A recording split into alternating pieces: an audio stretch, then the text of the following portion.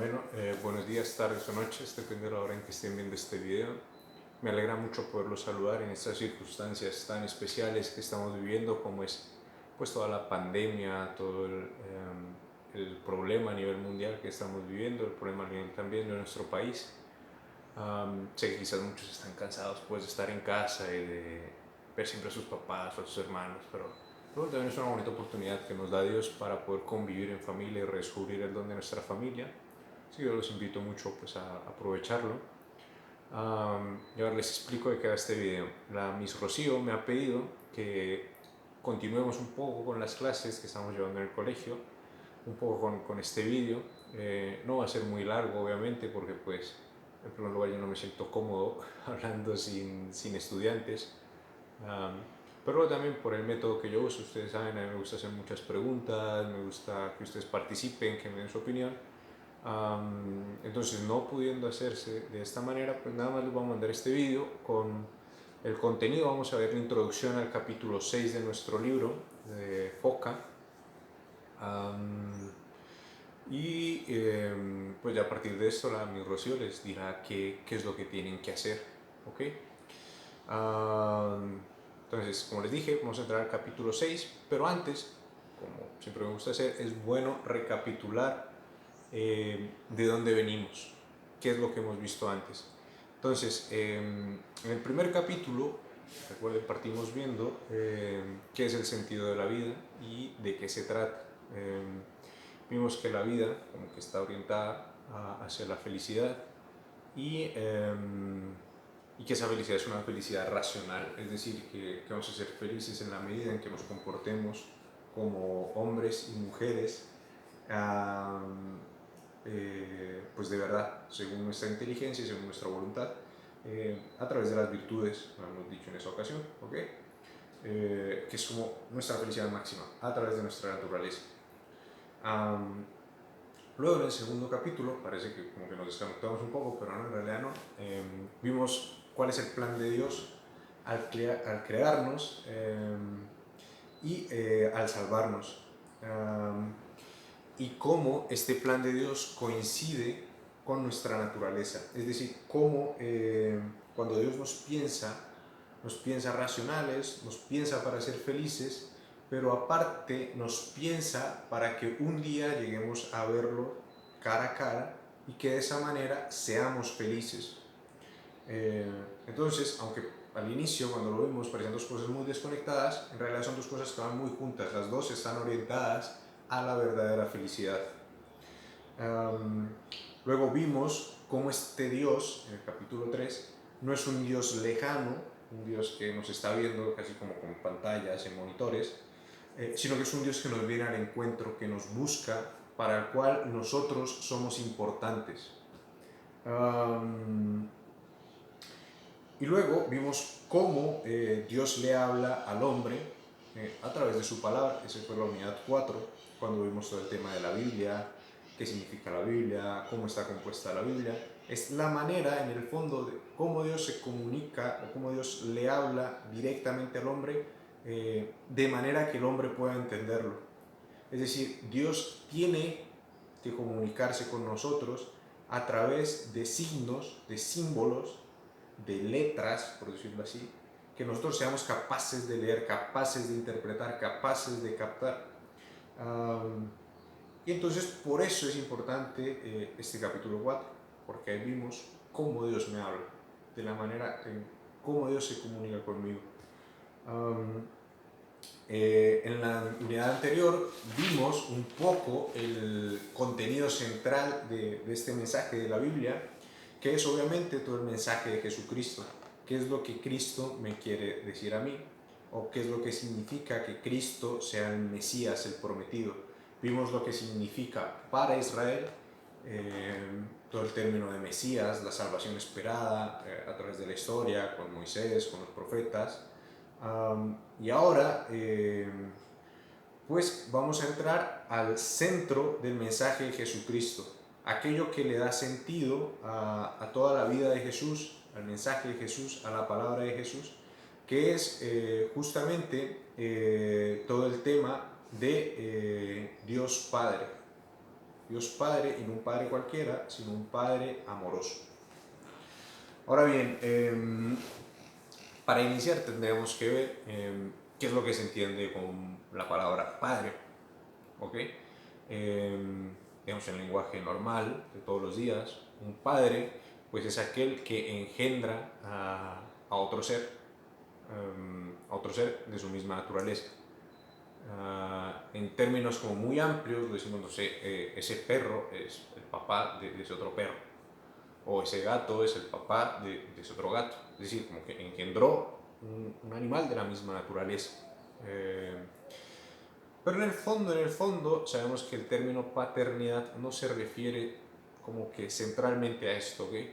Como que siempre la palabra padre, por su misma dignidad, la asociamos a los seres racionales, es decir, al hombre. Es decir, nosotros decimos padre, pues a mi papá o a tu papá. O sea, como que el padre siempre hace referencia a otro hombre. Se puede entender en el primer sentido que les dije, como que pues, ese perro engendró o es papá de ese perro, pero pues sabemos que en el fondo no es del todo correcto, que lo más correcto, la manera más correcta de usar esta palabra es justamente con otro ser racional, como lo es otro hombre. Pero más profundamente, padre no es solamente aquel que da la vida, física, digámoslo así, sino que aparte, hasta cierto punto, entrega la vida por aquellos que han engendrado.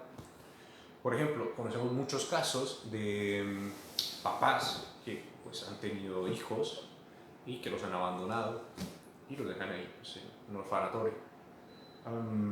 Entonces, ¿son padres? Pues sí, o sea, físicamente sí son padres, le han dado la vida a otro ser, a un niño, pero pues en el fondo no son padres porque no han entregado su vida, no han entregado su esfuerzo por esa criatura que han engendrado. ¿Okay? En cambio pasa lo contrario, vemos en una situación diversa. Una persona, un señor que con su esposa adoptan un niño. ¿Es su hijo físicamente hablando? Pues no, él no es padre de ese hijo porque no lo engendró, pero pues ha dado su vida por ese niño. Le ha entregado todo lo que es, le ha entregado todo lo que tiene. Entonces, en ese sentido, pues es realmente padre ese hijo.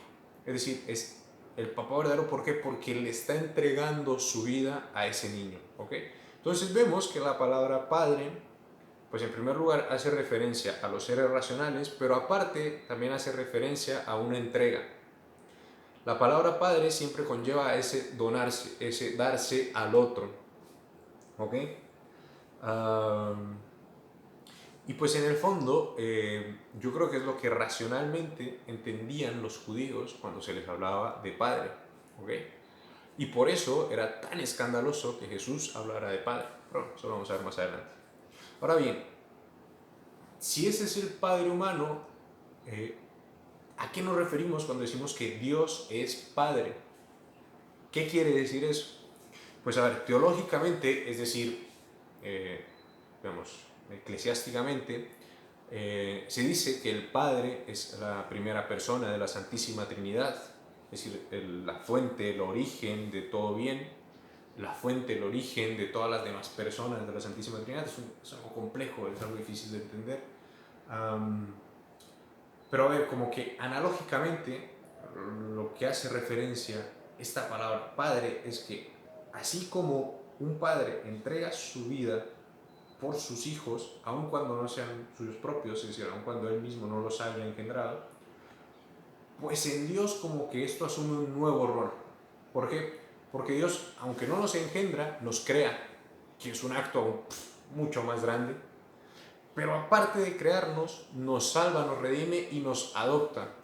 Es decir, aun cuando no tengamos su misma naturaleza, aun cuando no seamos iguales a Él, es decir, nosotros estamos aquí y Dios está infinitamente más arriba que nosotros, pues aunque no estemos en su nivel, Dios se abaja, nos toma y nos sube a su nivel. Es lo que significa que Dios sea Padre. Por eso es que es tan impactante y tan fuerte para el pueblo de Israel el que Jesús les dijera, vengo a hablarles de mi Padre, refiriéndose a Yahvé, a Dios. o vengo a hablarles de, o el Padre me ha mandado a decir esto. Pues para ellos era algo que chocaba mucho, ¿por qué? Porque la imagen que tenían los judíos de Dios no era esa. La vimos la vez pasada. ¿Cuál era la imagen que tenía Dios el pueblo de Israel de Dios? Pues era una imagen de un Dios quizás un tanto lejana, quizás un tanto severa, es decir, un Dios que me da para que yo le dé, un Dios que me cuida, sí, pero porque es fiel a Él mismo, no porque yo lo merezca. Es un Dios que si yo me porto mal me castiga, dice la Biblia, como dato curioso, que el pecado de una persona será castigado hasta la cuarta generación. Es decir, como que es un Dios severo, un Dios que castiga, un Dios lejano. Que no está mal. ¿Por qué? Porque pues, era la imagen que tenían de Dios, pues la mayoría de personas en esa época. Se mostraba como un Dios casi castigador, que está encima viendo y esperando el momento en que tú te equivoques para fusilarte, para caerte encima, para castigarte. Y claro, Israel, aparte, se sabía como el pueblo elegido por este Dios. No era un Dios más entre los dioses, sino era el Dios único, el Dios poderoso, el Dios omnipotente. Entonces, claro, llega este Jesús, que primero se dice Mesías, pero que después llama a Dios Padre. Si es Padre, pues tiene que ser Padre de alguien, y pues ese alguien tendría que ser de la misma naturaleza. Entonces ya no habría un solo Dios, serían dos dioses, o tres, o cuatro, o no se sabe, serán muchos dioses, y si hay muchos dioses, pues quiere decir que Dios no es el único. Entonces, pues como que todo esto chocaba, obviamente, de manera muy fuerte con el pensamiento judío. Y por eso Israel no podía aceptar pensar un Dios de esta manera. Y es más, por eso es que a Jesús lo condenan. Porque dicen, o sea, dinos ya de una vez, tú eres el Mesías, y él les responde, verán al Hijo del Hombre sentado a la derecha del Padre. Entonces, claro, se rasgan las vestiduras. Este se está haciendo igual a Dios. Pero bueno, en Jesús como que se nos revela cómo es realmente la imagen de Dios.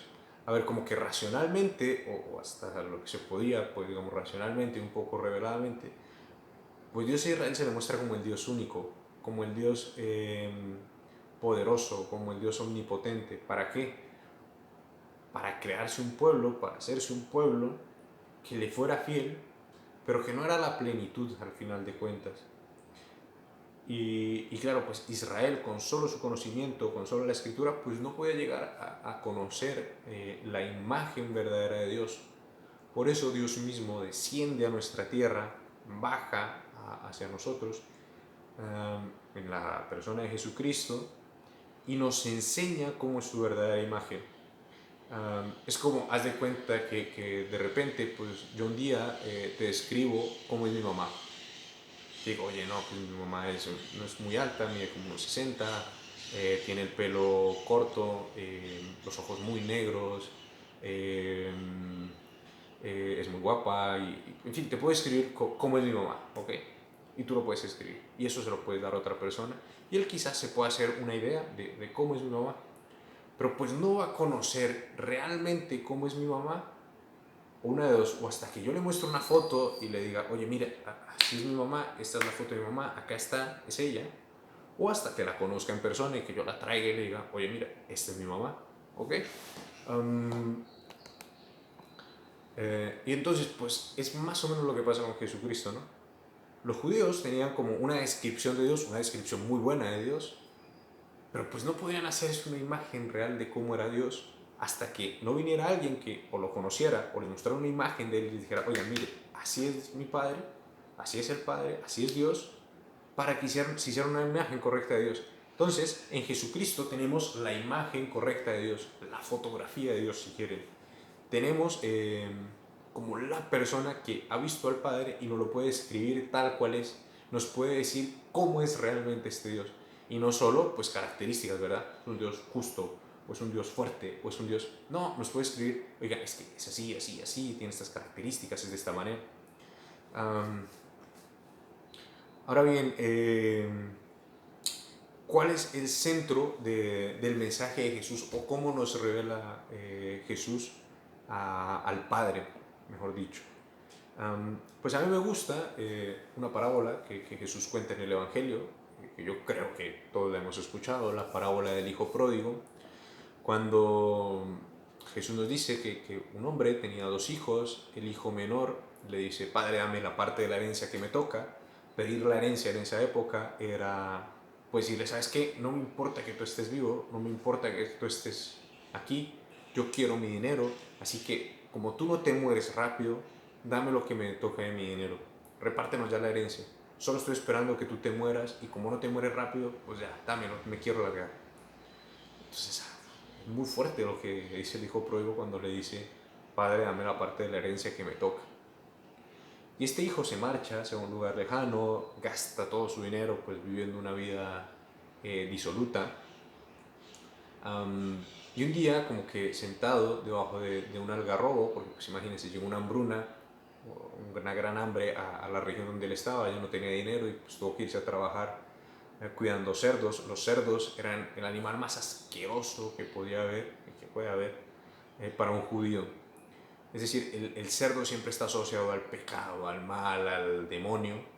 Entonces, claro, que este hijo como que haya abandonado a su padre para irse a servir a los cerdos, pues era muy fuerte, era decir, llegó hasta lo más bajo que podía llegar. Y bueno, este hijo, estando ahí, cuidando los cerdos, eh, pues se pone a reflexionar y dice, pues en la casa de mi papá tenía todo el pan que quería. En la casa de mi papá nunca me faltó nada. Entonces me voy a levantar de aquí, me voy a ir a la casa de mi padre y le voy a pedir perdón. Le voy a decir, padre, ya no merezco ser un hijo tuyo. Trátame como un siervo si quieres, pero no dejes que me muera. O sea, aparte de que era un pecador, también era un cínico, porque pues, imagínense, le dijo a su padre que deseaba que se muriera, pero ahora quiere volver a sus brazos para decirle, no, ¿sabes qué? No, siempre sí me caes bien. Pues, no sé, yo siendo su papá lo hubiera mandado a freír espárragos, la verdad, que se vaya a la fregada.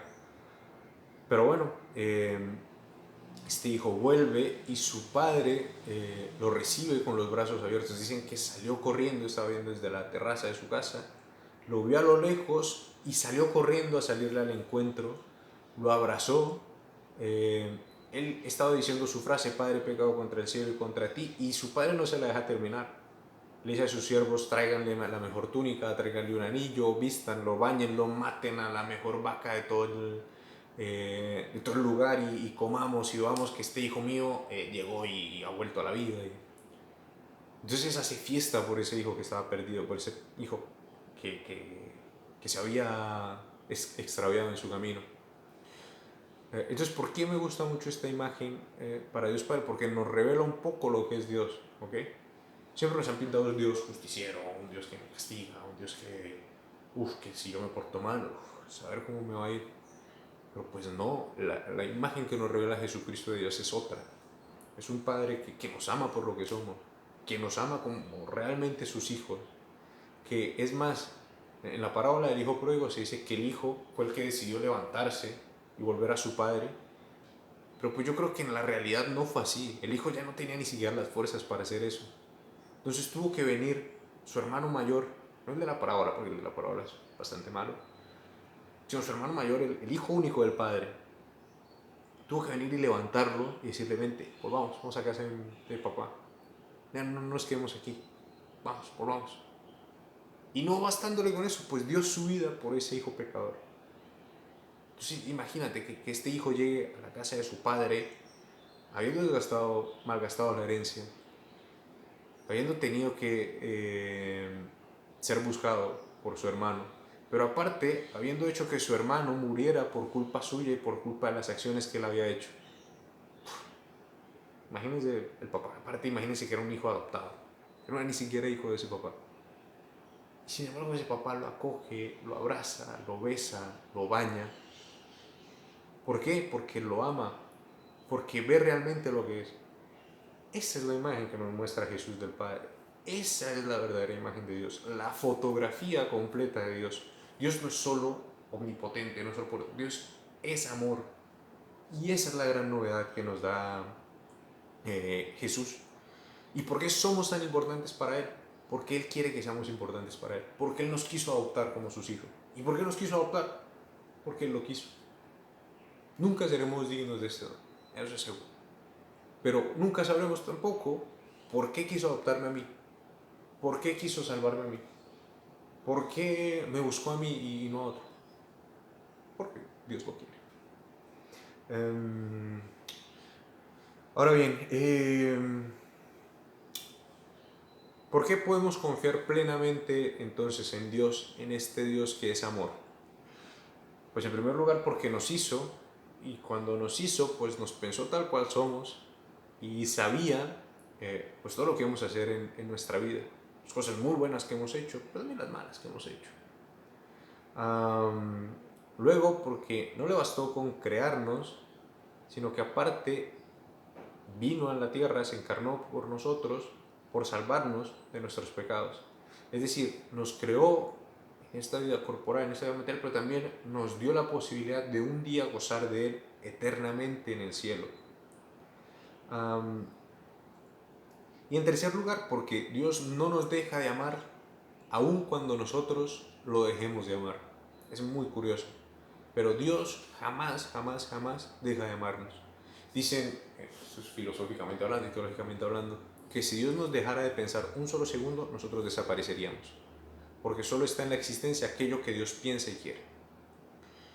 Ahora imagínense que pues, Dios nos pensó con amor, nos pensó para el amor, nos ama y nos busca, no nos deja de amar, no nos deja de pensar, a pesar de que sepa que lo vamos a ofender. A pesar de que sepa que vamos a pecar. Es impresionante, es increíble. Entonces es más o menos todo esto, la temática que vamos a abarcar en este capítulo. ¿Ok? El capítulo se divide en tres como mini capítulos o tres partes más pequeñas en que justamente se habla de cómo Jesús muestra al Padre, cómo Jesús nos muestra cómo es su Padre. Es decir, en el primero nos muestra que Dios es Padre, en el segundo es cómo es este Dios Padre, y en el tercero nos muestra qué sentido tiene o qué es a lo que Él se refiere cuando nos dice amar a Dios sobre todas las cosas, qué es lo que significa ahora con esta, digamos, nueva manera de ver a Dios, qué es lo que significa que a Dios lo debo amar por encima de todo, ahora que he descubierto que es mi Padre. Pues bueno, esa es más o menos la introducción a este capítulo y es lo que estaremos viendo, pues Dios mediante, en el colegio cuando volvamos, o si no, pues en estos días a través de videos o de clases así online con la amiga Rocío o conmigo, ahí les vamos a ir avisando, ¿ok? Pues nada, me alegra mucho haberles podido hablar. Perdón por lo largo del video, pero espero que les ayude. Y pues nada, si alguno quiere hablar conmigo, me puede seguir por Teams, creo que todos tienen, o por Educamos, y vemos si tenemos algún tipo de dirección o de diálogo así a través de estos medios. Y pues nada, los encomiendo mucho, sigan disfrutando su cuarentena, sigan aprovechando y pues nada, que mi Dios me los bendiga. Un fuerte abrazo para todos.